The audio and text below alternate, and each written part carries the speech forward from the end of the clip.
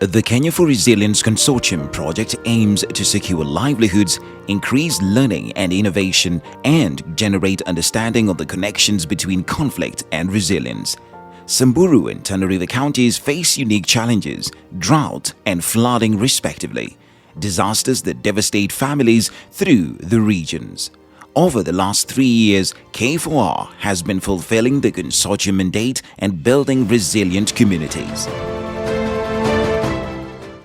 The Kenya4Resilience Consortium is a project, and this particular project began in around 2020, where members of the Community of Practice came together and said, well, we have a learning component, which is the COP, but we need a practical component, a model that we can actually be able to demonstrate how a resilience program looks like.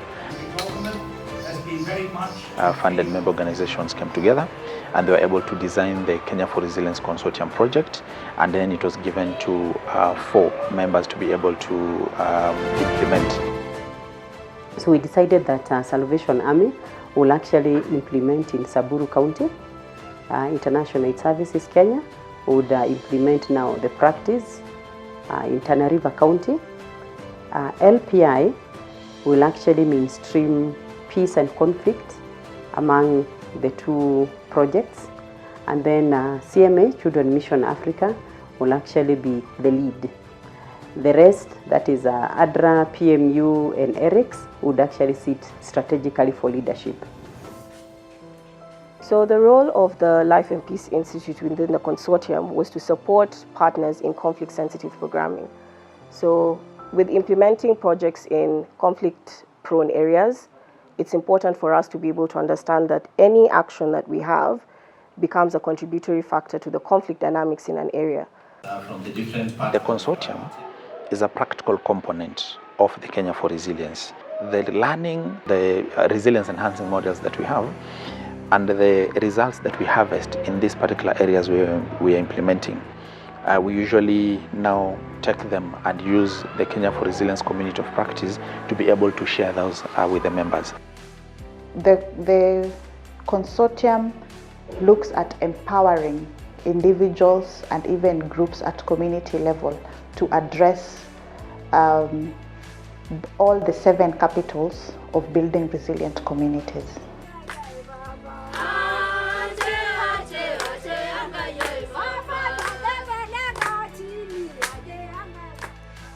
Memita ni lugha ya Kisamburu ambayo maana yake memita, yaani kitu kwa Kiswahili unasema ni chemchemi ambayo maji inatoka na itaisha.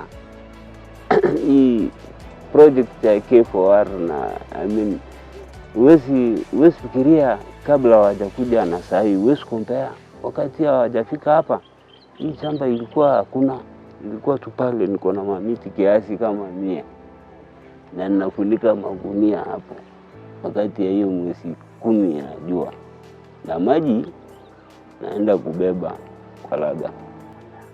Sasa kwa sababu ya bidii nikaunganisha watoto wangu, nikaunganisha majirani pale Manyata nyumbani hao kina mama, nikawaita nikaambia kujeni nimepata K4R, kujeni tusaidiane ndio tupate maji. So hii group imetusaidia sana tangu mwanzo, tangu tuanze hii group tukiwa kina mama tunasaidiana, tunaweka mamiti, mboga,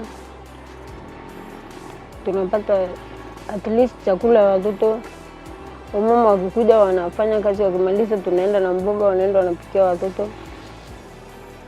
Sasa kipropa alitupatia moyo, akatuletea mbegu. Sasa hizi ndio unaona isukuma hii ni mbegu yake. Akatupatia mawaidha, ametufanyia kazi mingi sana K4R. Hilo alimetuletea maji. Yaani ilikuwa ni kama ile ndoto ya Memita, sasa inakuja kufuka.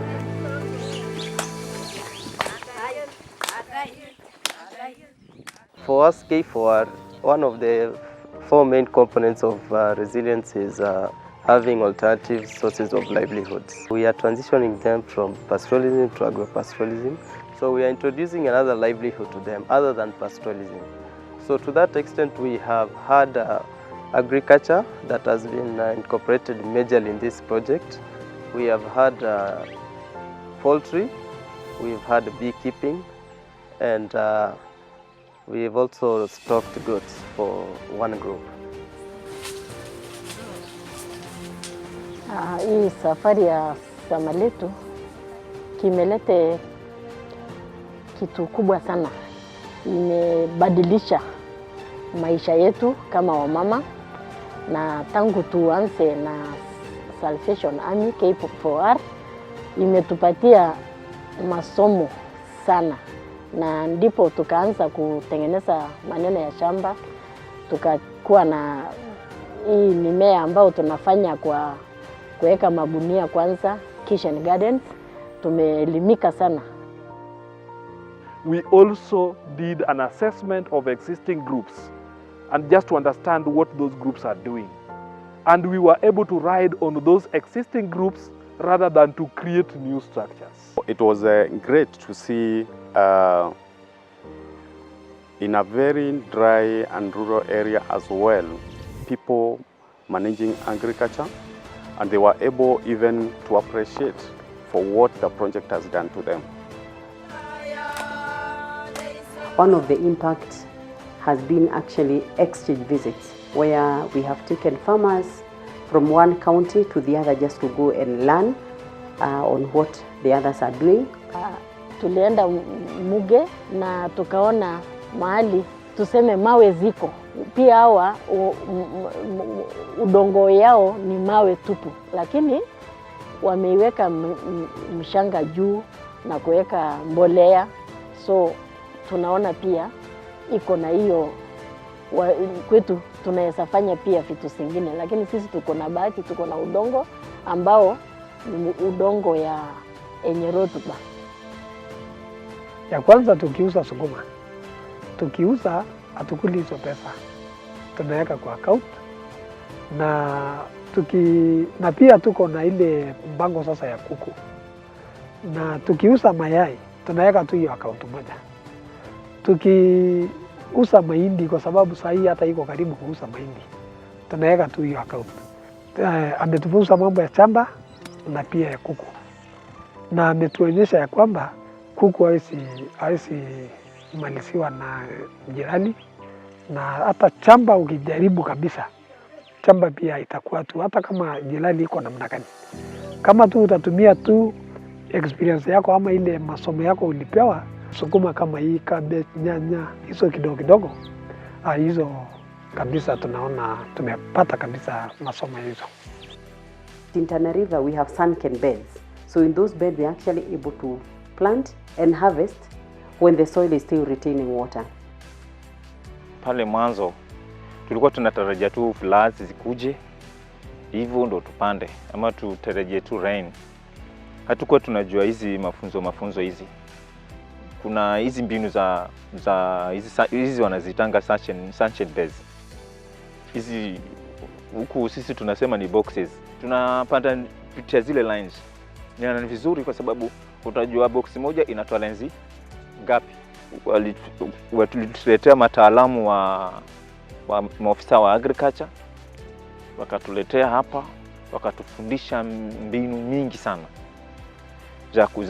za ukulima. Tukianza na mafunzo kama ya kuhifadhi mmomonyoko wa udongo, tulifunza wakulima sana. Kuna mafunzo kama ya kukuza mboga kwa hizi shamba ndogo, hizi tunaziita kitchen gardening. Tulizifunza sana na wakulima saa hii wako sambamba.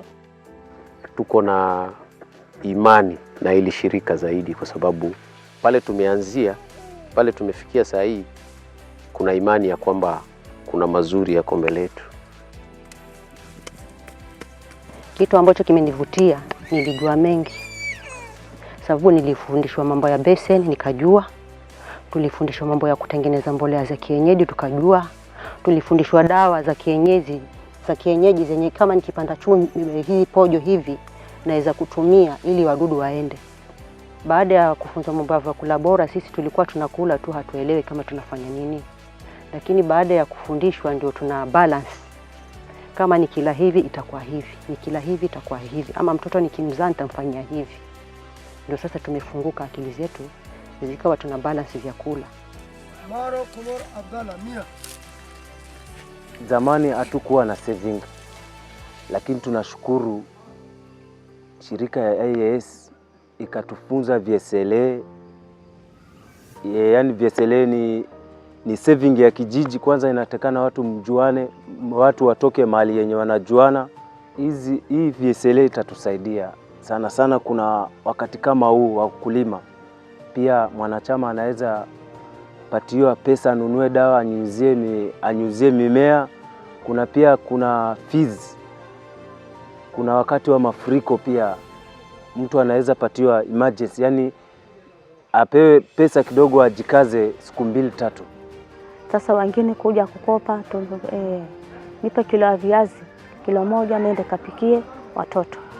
Wengine tunakopesha, wengine natoa pesa, wengine paka saa hii ndio wanaleta pesa hizo amekopa. Sasa group imetufanya tukue kitu moja. Tumejua ukitoa table banking inasaidia kina mama. Wakati tuligawa pesa juzi, kina mama walichukua pesa zao, walinunulia watoto yao uniform, school fees, masufuria. Kuna wale wanunua makarai, hata kifagio niliona wakinunua. Hii table banking imetusaidia sana sana sana.